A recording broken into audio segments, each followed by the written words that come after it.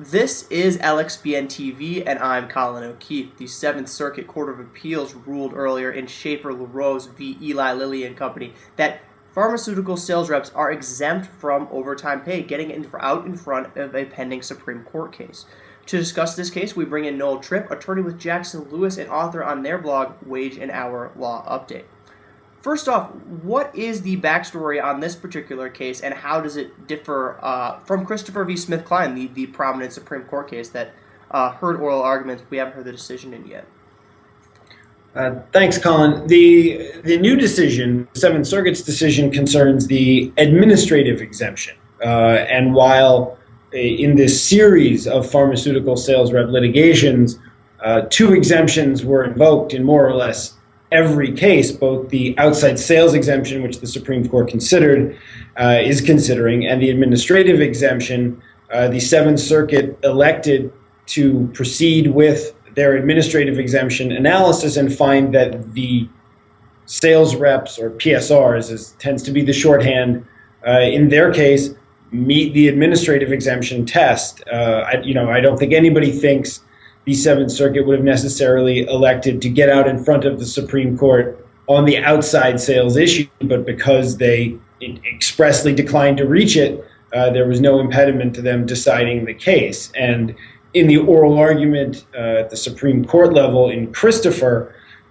Justice Ginsburg rightly asked counsel for the employer if the administrative exemption remained an issue in the case, and Paul Clement said that we raised it at the trial court level, and if you don't find in our favor, we will presumably be back. Interesting. So, and I think you touched on this, but why did the Seventh Circuit go ahead with its ruling, in advance of the Supreme Court's opinion? Is this normal procedure, or is the Seventh Circuit kind of just trying to get out in front of things? I think the Seventh Circuit has a long history of fairly pragmatic FLSA exemption opinions, a lot of them addressing the administrative exemption. And I imagine the court felt that if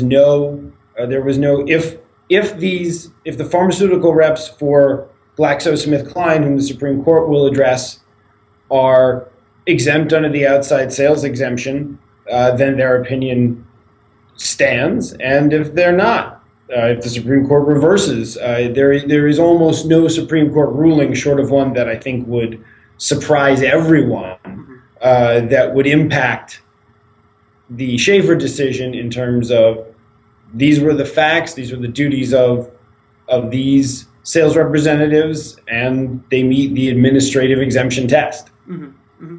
And, if you had to guess, do you see then the Supreme Court aligning with the Seventh Circuit's ruling? And I think you touched on this, but, if they don't align for some reason, do you see the Supreme Court's ruling really have any bearing on what happened here in the Seventh Circuit?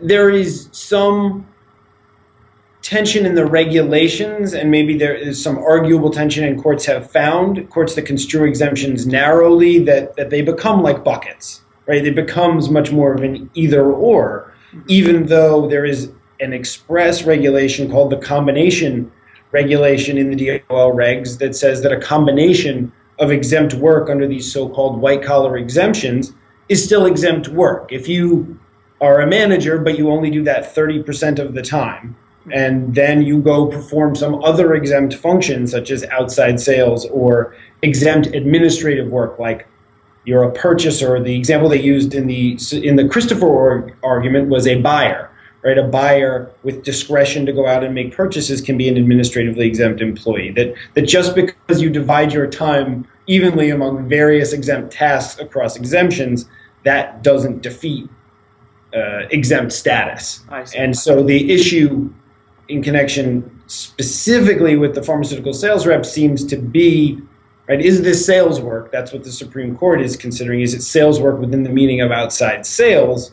And then a separate but related question is this sales and promotional and marketing work? If it is a blend of those three, or if it's just one type of work that people apply different labels to, can it meet the test to be administratively exempt?